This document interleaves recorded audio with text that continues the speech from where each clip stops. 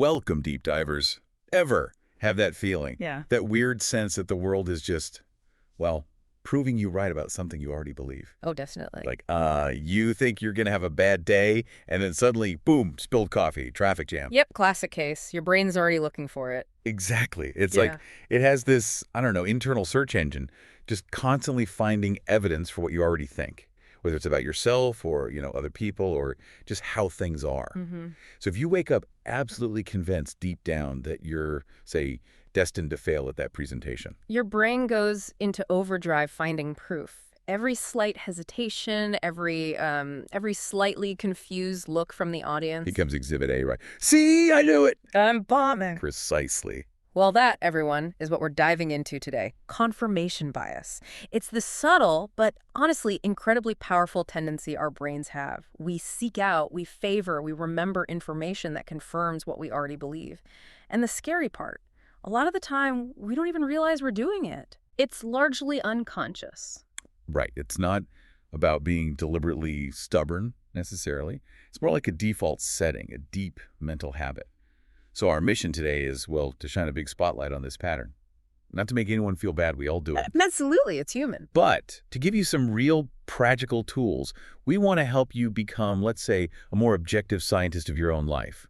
To get better at actively looking for evidence of your strengths, your resilience, your amazing capacity for change. Instead of just passively accepting the first story your brain, or maybe your environment, feeds you. Exactly. Moving beyond that automatic confirmation. It's such a crucial topic because it really is woven into the fabric of being human. It's not just some minor glitch in our thinking. Oh, yeah. No, it's fundamental to how our minds try to make sense of a really complex world. The psychologist Carl Jung, he put it quite bluntly, no one can escape the prejudice of being human. Wow.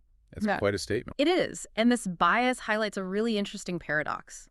The very mental shortcuts, the mechanisms that evolved to help us organize reality, to find patterns, to make quick decisions, Which are useful sometimes. absolutely essential for survival, historically. The same mechanisms can sometimes backfire. They can trap us in these rigid loops, these self-limiting patterns, where we only see what fits our existing map. So we miss out on other possibilities. Exactly. We miss information that contradicts our beliefs, we misinterpret situations, we fail to challenge our own assumptions. So just understanding this tendency, bringing it into the light, that's really the first huge step towards gaining some freedom from it, towards shaping our perceptions more consciously, rather than just being pushed around by these invisible currents. Okay, that definitely sets the stage. Yeah. So let's pull back the curtain then. Why? Why is our brain so, invested in confirming what we already think we know, what's actually happening, under the hood? Well, a really significant piece of the puzzle comes from our fundamental drive for internal consistency. There was this psychologist, Leon Festinger. Cognitive dissonance guy, right? That's the one. His theory of cognitive dissonance is key here. Basically, Festinger said that we humans have this innate drive to keep our beliefs, our opinions, our behaviors all aligned, consistent. We like things to match up. We really do. Yeah. And when there's a clash and inconsistency, which he called dissonance, it creates this uncomfortable feeling. It's not just a minor logical blip. It's actual psychological discomfort, like an internal alarm bell screaming, whoa, these two things don't fit, fix it. And we want that feeling to go away. Desperately. We're highly motivated to reduce that dissonance, that mental tension. Okay, so how does confirmation bias fit in? Well, think about that classic example. Maybe you really love sugary desserts, but you also believe you should eat healthily. That's dissonance right there. Guilty as charged. Right. So to reduce that discomfort, you might rationalize. You might say, oh, I had a really hard day, I deserve this, or I'll work out extra tomorrow. Or maybe you start paying really close attention to articles that say dark chocolate has antioxidants. Finding evidence for the dessert. Exactly. Right. You're actively seeking information that supports the choice you want to make, eating the dessert, and downplaying the information that contradicts it. It's unhealthy. Festinger pointed out this isn't just passive justification after the fact. He said individuals are likely to actively seek out information that aligns with their existing beliefs or desired actions, especially when dissonance is high. So you go looking for the good news about chocolate. You actively search for those consonant pieces of information, and this active searching, that is the engine of confirmation bias. We don't just stumble upon supporting evidence, we often hunt for it, sometimes unconsciously, to shore up our beliefs and make that uncomfortable dissonance fade away. We build a case. Wow. So we're like lawyers for our own existing beliefs. That's a great way to put it. We're constantly building a case, strengthening the walls around our current viewpoint, which of course makes it even harder to challenge later on. It's a powerful self-reinforcing loop. It's incredible how that works, isn't it? So our brains are sort of like addicted to feeling consistent, feeling right.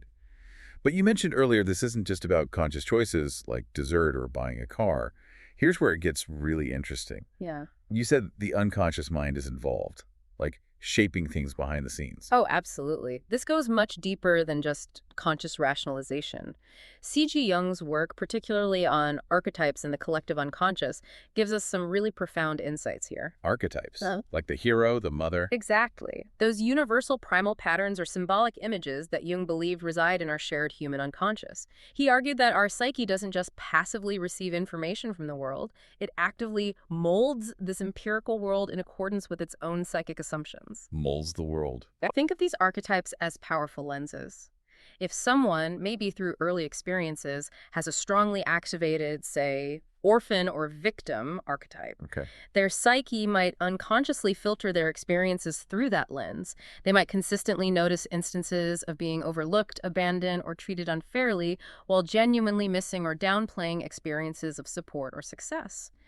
The archetype shapes what they perceive and how they interpret it, confirming the underlying pattern. So it dictates what they even see as relevant. Yes. Jung went so far as to say the psyche can behave so autocratically that it denies tangible reality or makes statements that fly in the face of it. It's a powerful statement. Our internal world, structured by these deep patterns, can literally override or distort objective facts to maintain its own consistency. Oh, that's scary. It highlights the power of the unconscious. And Steven Pinker, talking about cognitive structures more broadly, reinforces this idea: our fundamental ways of thinking inherently shape our perception, making it susceptible to biases like confirmation. We're not just taking in reality, we're actively constructing our experience of reality through these internal, often unconscious filters. And you said these psychic assumptions, these lenses, they don't just pop up when we're adults, right? You hinted they get hardwired much earlier. That's absolutely crucial. They often get wired in from our very earliest experiences, sometimes even pre-verbally. This makes them feel less of like biases and more like, oh, just the way things are. Because we've always known them. Exactly. Daniel Goleman, writing about emotional intelligence, points out that emotional learning starts incredibly early, right from infancy, and it profoundly molds the child's emotional expectations about the world and relationships. How does that happen physically in the brain? A key player is the amygdala, deep in the brain's limbic system. Goleman calls it our psychological sentinel. It's constantly scanning our environment, asking primitive questions. Is this safe? Is this dangerous? Have I encountered something like this before that hurt me or scared me? Like a little threat detector. A very fast, very efficient one. If it detects something that matches a past negative experience, maybe a certain tone of voice, a specific facial expression, it triggers an instant alarm, flooding the body with stress hormones. This creates a hardwired threat detection system. Okay. So imagine a child who grew up with a caregiver who was often angry. Their amygdala might become highly attuned to signs of anger. Later in life, even a fleeting, ambiguous expression on their partner's face might trigger that same intense fear response. Even if the partner isn't actually angry. Precisely. The amygdala confirms the old pattern of danger, overriding the present, more nuanced reality. It's seeking confirmation of past threats. Wow. And this ties into conditioning too, presumably. Absolutely. Think of Ivan Pavlov and his dog's classical conditioning. Repeated pairings create automatic responses. In the same way, a strong internal signal, like a deeply held belief formed early on, I'm not safe, people always leave, can become so ingrained, so automatically triggered. But it blocks out other information? It can literally mean we don't notice contradictory information. Our brain filters it out before it even reaches conscious awareness because it doesn't fit the expected conditioned pattern. It's like the brain says, nope, doesn't compute with my world is dangerous program, ignore. That's efficient, but blinding. Very much so. And it's not just individual. Erik Erikson talked about how societies do this too. He suggested that cultures develop specific ways of raising children, specific myths and values that implicitly protect against the insight that no ideal, safe, permanent state is truly possible. So cultures have confirmation bias. On a collective scale, yes. Societies create character types, as he put it, marked by certain rigidities and illusions. These shared beliefs and assumptions protect the group from facing uncomfortable truths or challenging the status quo. It's confirmation bias embedded in cultural norms passed down through generations, shaping what whole groups of people see as possible or true. Wow, okay. So it's personal, it's neurological, it's cultural, it's everywhere. So bring it back to the individual level. What does this all mean for us day to day? How do these deep, often hidden tendencies show up in like our personal stories, the identity we construct for ourselves, Yeah. our decisions? Right. This is where it really hits home in our self-serving narratives, the stories we tell ourselves about ourselves. James Clear nails this in Atomic Habits. He says, and this is powerful, the real reason you fail to stick with habits is that your self-image gets in the way. Your self-image. Think about it. If you hold the identity, I'm not a morning person, what happens when your alarm goes off? Your brain immediately starts scanning for proof. The feeling of tiredness, the warmth of the bed, the memory of every other failed attempt. It all confirms, yep, not a morning person. Exactly. Your brain diligently finds the evidence to validate that existing identity. It's not necessarily that you can't become a morning person. It's that your current self-image, reinforced by confirmation bias, is actively working against it.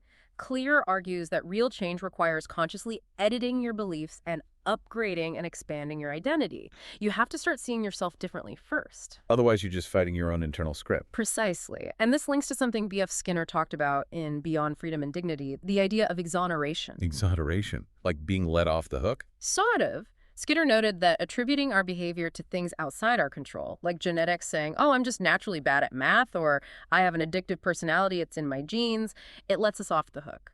It prevents self-blame, which feels good temporarily. But But it also shuts down the possibility of change. If you truly believe your math ability is fixed by your genes, why would you bother trying different study techniques or putting in extra effort? You've confirmed your fixed limitation. You avoid what Skinner called a more promising point of attack, changing the environment, the learning strategies, the things you can control. That fixed belief becomes a self-fulfilling prophecy, confirmed over and over. because you never try to disprove it. Right. And Ernest Becker, in The Denial of Death, adds another layer. He described people he called inauthentic men, those who avoid developing their unique potential by just conforming to socially conditioned roles and expectations. They become, as he put it, totally immersed in the fictional games being played in their society. So they confirm a safe, socially acceptable identity. Yes, even if it limits their true self.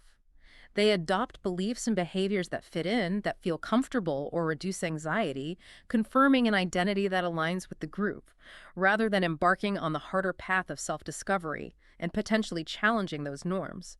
It's confirmation bias serving social conformity over individual growth. So we've really dug into the internal landscape, the psychology, the neuroscience, the self-narratives. But as Becker's point implies, we're not just minds floating in space. The world around us, especially other people, plays a massive role too, right? Like creating echo chambers. A huge role. Our social environment is a powerful amplifier for confirmation bias. Festinger himself pointed this out. Social groups are an incredibly valuable resource for reducing cognitive dissonance. And so? When we feel that internal clash, that discomfort because maybe our belief was challenged, what do we often instinctively do? We seek out people who agree with us. Misery loves company. Or maybe certainty loves company. Exactly. Talking to people who share our views provides consonant cognitive elements, as Festinger put it. It reinforces our belief, makes us feel validated, and soothes the dissonance. Think about online communities, political bubbles, even just groups of friends with similar worldviews. We naturally gravitate towards them, and they feed us information that confirms what we already think. And we filter out the rest. Often, yes. Festinger noted that when dissonance is high, maybe after an event that strongly contradicts our worldview, individuals might engage even more intensely with those who share their views. They double down on the group consensus to rebuild their certainty. Retreating into the echo chamber. Precisely. And Robert Cialdini, in his book Influence, shows a really stark example of how external opposition can paradoxically strengthen commitment within a group. Opposition makes beliefs stronger. How does that work? He studied a group, a sort of cult, that predicted a specific date for a catastrophic flood. Members took huge steps based on this belief, quit jobs, sold houses. Wow, high commitment. Very high. Then, the predicted date came and went. No flood. Now, you'd expect their belief to crumble under the weight of that disconfirming evidence and the ridicule from outsiders, right? Yeah, absolutely. But Cialdini found the opposite happened for the core members. Their commitment actually grew. Why? Because resisting the external pressure, the criticism from family and friends, became further proof of their special knowledge and righteousness. The shared experience of overcoming opposition bonded them and solidified their beliefs even more strongly.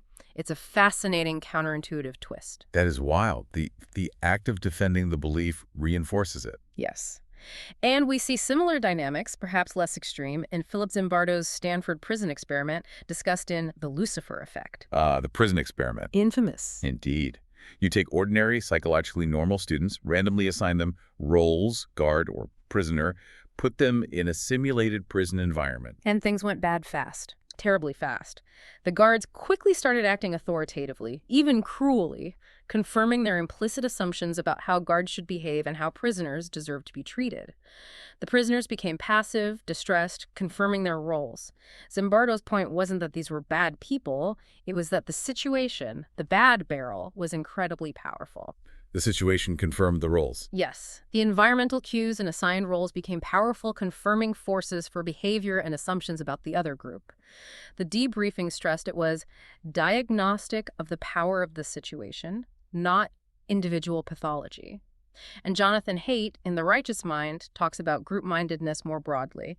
He points out how evolutionarily and socially, groups tend to punish nonconformists. Don't rock the boat. Pretty much. If you challenge the group's core beliefs, you risk being ostracized, seen as less reliable, less trustworthy. This creates immense social pressure to conform, to align your beliefs with the group's essentially, to engage in confirmation bias, to maintain social cohesion and your place within the group. That makes so much sense. Safety in numbers, even if the numbers are confirming a biased view.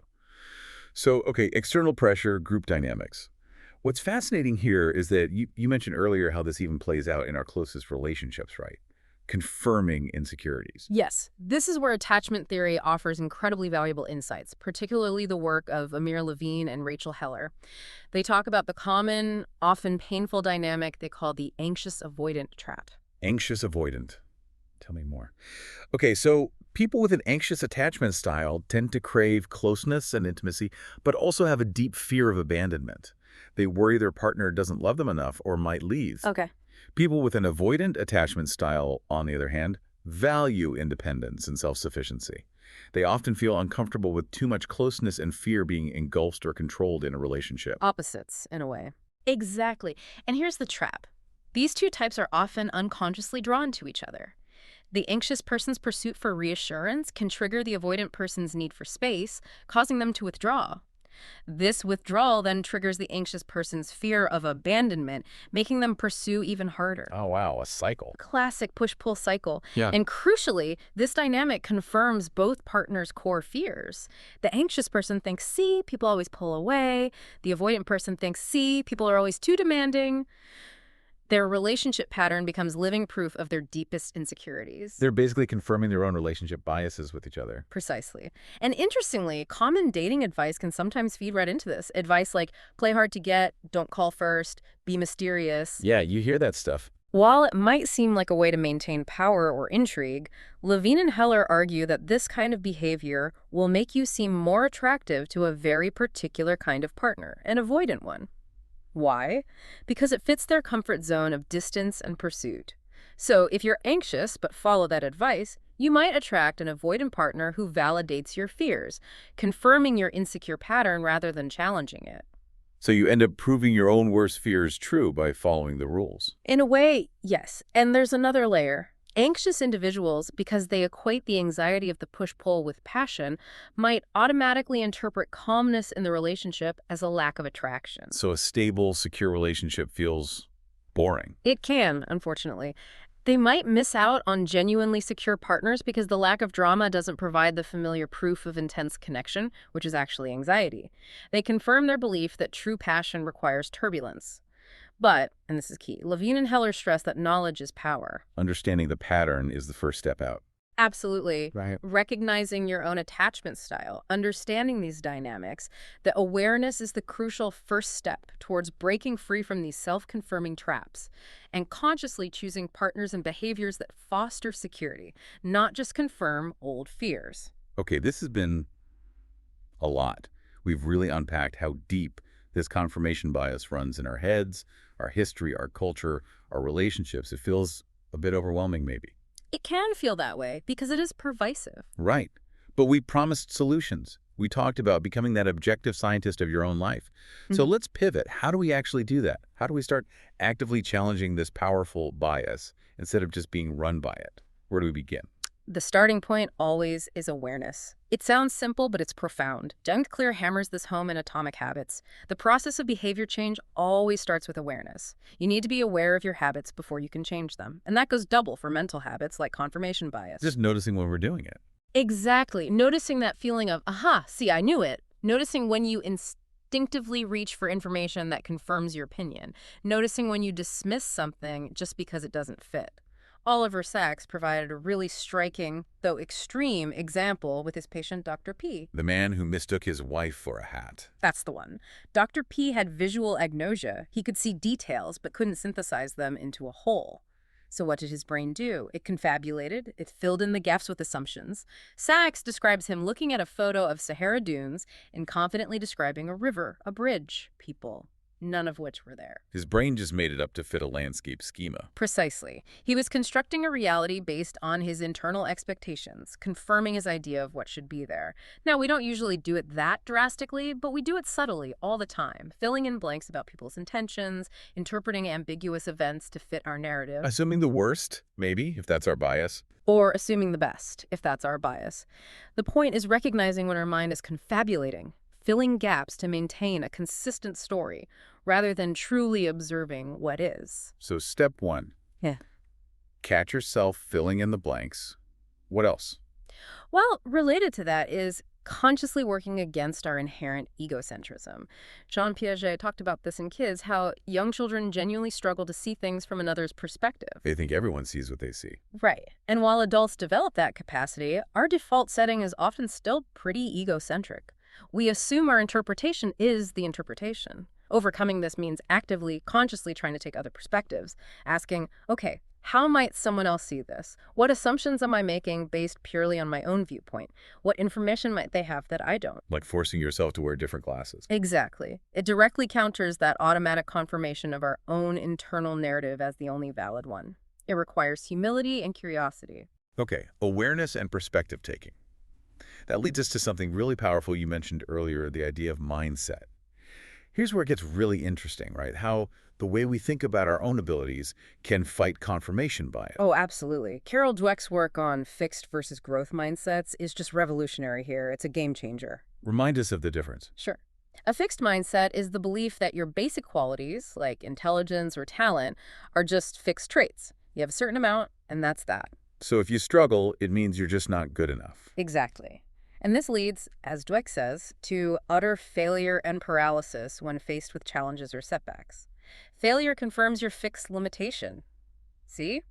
I failed. Told you I wasn't smart, talented, good at this. It's pure confirmation bias reinforcing a limiting self-belief. You avoid challenges because they risk proving your inadequacy. Okay, so what's the alternative? The growth mindset. This is the belief that your abilities can be developed through dedication, effort, learning, and persistence. Brains and talent are just the starting point. So challenges aren't threats, they're opportunities. Precisely. Someone with a growth mindset sees a setback and thinks, okay, that didn't work. What can I learn? I need to try harder or try a different strategy. They actively seek evidence of their capacity for change and improvement. Failure isn't proof of inability, it's information for growth. It reframes everything. Completely. Dweck found that managers with a growth mindset are more invested in employee development because they genuinely believe people can improve. It shifts the focus from confirming static traits to cultivating potential. It's actively looking for evidence of growth, not limitation. And this connects to Viktor Frankl, too. Absolutely. Frankl's logotherapy, developed from his experiences in concentration camps, is about finding meaning even in extreme suffering. He emphasized our ability to choose our attitude, to find a purpose, which he saw as crucial for survival. Finding meaning changes the narrative. It does. Yep. Logotherapy encourages people to, in a sense, feel proud of their suffering as a testament to their resilience, highlighting our unexpected ability to confront and overcome the worst conditions. This directly confronts a fatalistic confirmation bias, the idea that circumstances dictate our fate. It empowers individuals to find evidence of their inner strength and freedom, even when external reality seems overwhelmingly bleak. It's the ultimate application of a growth mindset to the human spirit itself, forcing a radical reevaluation of perceived limitations. Wow. Okay, so be aware, take other perspectives, cultivate a growth mindset, but you also mentioned the scientific approach, the idea of actively looking for what might prove us wrong. That feels counterintuitive. It totally is. Our instinct, as Festinger showed, is to seek comfort and confirmation. But yes, the scientific method hinges on falsification, trying to disprove hypotheses, not just prove them right. We can apply this to ourselves. Oh, like deliberately argue against ourselves. Sort of. Festinger suggested strategies like consciously changing cognition about alternatives. So after you make a choice, say, taking job A, don't just list why A is great. Deliberately spend time thinking about the positive aspects of job B, the one you rejected. Won't that just make you regret things? Not necessarily. The goal isn't regret. It's to introduce complexity and nuance, to fight the tendency to make your chosen option seem perfect and the rejected one terrible. It creates a bit of healthy dissonance that forces a more balanced perspective. Another way is establishing cognitive overlap, finding unexpected common ground or connections between different viewpoints or choices. It's about intentionally broadening your mental landscape beyond simple, confirmed certainties. Pushing past the easy answer. Exactly. And Howard Gardner's idea of metaphorical capacity from his multiple intelligences theory is relevant too. Metaphorical capacity. Yeah, the ability to see connections, to draw analogies between seemingly unrelated domains. Confirmation bias often keeps us stuck in one way of thinking. This is how we always solve this problem. Metaphorical thinking breaks that. You ask, how would a biologist approach this organizational problem? Or what can jazz improvisation teach us about team collaboration? Ah, bringing in totally different frames. Precisely. It forces your brain out of its usual ruts, challenging the confirmed patterns by introducing radically different, potentially disconfirming perspectives. It's like deliberately cross-pollinating your ideas to prevent intellectual monoculture. I love that. Okay, these are great mental strategies. But how do we make this stuff stick? So what does this all mean for actually doing things differently in our daily lives? How do we design our lives to actively counter these biases? Right, making it practical. James Clear's work on habits is incredibly useful here. He stresses the importance of environment design. Building new habits that disconfirm old beliefs is much easier in a stable environment where everything has a place and a purpose. So if I want to confirm the identity, I am a tidy person. You need to make tidiness easy. Set up your space so putting things away is the path of least resistance. Clear's famous 2-minute rule is brilliant for this too. Start small. Super small. If a new habit takes less than 2 minutes, just do it. Want to confirm I'm a reader? Read 1 page. Want to confirm I exercise? Do 10 push-ups. It lowers the barrier so much that you start accumulating small wins. Each win is a piece of confirming evidence for your new desired identity, actively chipping away at the old one. It's how you continuously edit your beliefs in a practical way. Building momentum with tiny confirmations of the new belief. Exactly. And Albert Bandura's social learning theory adds another layer with reciprocal influence. Meaning? It means we're not just shaped by our environment, we also shape it. We are, as he said, at least partial architects of their own destinies. We can intentionally shape conditions for their own purposes. So we actively create situations that support the change we want. Yes. If your bias is, I'm awkward at networking events, you might normally avoid them. But using reciprocal influence, you could intentionally choose a smaller, more focused event, prepare specific questions, set a small goal, talk to 2 new people, and plan a reward for yourself afterwards. You're designing the environment and the contingencies to make success more likely. Setting yourself up to find disconfirming evidence for the awkward belief. Precisely. Bandura also noted that our anticipation of reinforcement matters. If we expect positive outcomes from trying something new, even small ones, we're more likely to notice and value evidence of progress, further weakening the old confirmation bias. So expecting success helps create it, in a way. It primes you to see it. And Daniel Pink's work in Drive offers a great organizational example. He critiques how many companies cling to old beliefs about motivation, basically, that only carrots and sticks work. That's confirmation bias. Believing people are only motivated by money or fear. Right. Pink highlights the Australian company Atlassian and their 20% time, where engineers get dedicated time to work on whatever projects interest them autonomously. This completely challenged the old control-based model. And what happened? Innovation exploded. They launched dozens of successful new products from that 20% time. It provided powerful, disconfirming evidence against the old belief that strict oversight is necessary for productivity. Changing the environment and granting autonomy created the conditions for new, positive evidence to emerge. Proving the old bias wrong by changing the system. That's powerful.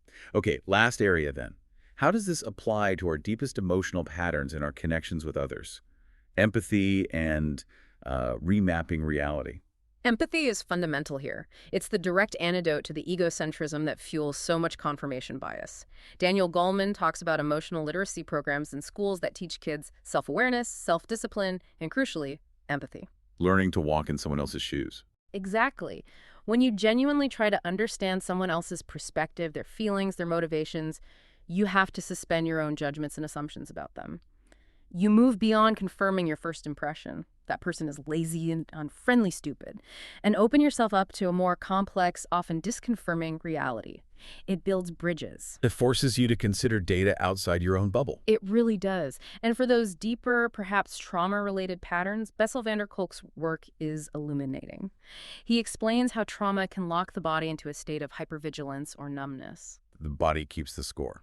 That's the phrase. The nervous system itself becomes a confirmation machine, constantly scanning for and reacting to past danger as if it's happening now. It confirms the threat bias over and over. So how do you challenge that deep physical confirmation? Van der Kolk suggests body-based therapies, things like yoga, qigong, drumming, therapies that focus on interpersonal rhythms, visceral awareness, and vocal and facial communication. These aren't about talking about the trauma necessarily. They're about helping the body experience safety and connection in the present moment. Giving the nervous system new, safe data. Precisely. Practices like these help people reorganize their perception of danger by providing repeated experiences of calm, rhythm, and safe connection. It allows for a gradual remapping of that inner reality, introducing tangible bodily evidence that contradicts the old trauma-based confirmation bias. It's proving, on a visceral level, that safety and trust are possible now. That's incredibly profound, allowing the body to find disconfirming evidence for past danger. It is. It shows that even our deepest, most ingrained patterns can be addressed when we find ways to introduce new corrective experiences. What an incredible journey we've been on today. Seriously. We Yeah. started with spilled coffee and ended up talking about neuroscience, culture, trauma, attachment. It really touches everything. It does. We've seen how this confirmation bias is just baked into being human. It's in our psychology, our social lives, our earliest learning. It's this quiet force pulling us towards the familiar, keeping us sometimes stuck in old stories. But, and this is the crucial part we keep coming back to, it's not a sentence. It's not destiny. It's a tendency, a pattern. And patterns can be recognized and even changed. Absolutely. Awareness is the key. Right. Becoming that objective scientist of your own life isn't about being perfect or emotionless. It's about cultivating curiosity. It means not just noticing the comfortable evidence that proves you right. It means actively, maybe even bravely, looking for what might surprise you, what might challenge those deep assumptions you hold about yourself, about others, about what's possible. Seeking the disconfirming data. Yes, seeking what might reveal a bigger, maybe more complex, but ultimately more expansive truth about who you are and what you're capable of. It's choosing that growth edge over the comfort zone, isn't it? It really is. And that leaves us with a pretty potent question for everyone listening, doesn't it? Oh, no. If our minds are so adept, often unconsciously, at confirming what we already believe, sometimes even twisting reality to fit what amazing discoveries might be waiting for you right now, just outside the borders of your current certainty. What potential, what strengths, what different ways of seeing the world are you not seeing simply because your confirmation bias hasn't been looking for them? Wow. What's waiting beyond the known territory? Exactly. Remember James Clear's point. Genes can predispose, but they don't predetermine. Your potential for learning, for change, for connection is almost certainly far greater than any single belief you hold about yourself right now. Your brain is a confirmation engine, yes, but you can start giving it new instructions. You can choose what evidence you want it to start looking for. So the real question is, what new evidence will you actively seek out today? What will you choose to start confirming about your own strength and potential?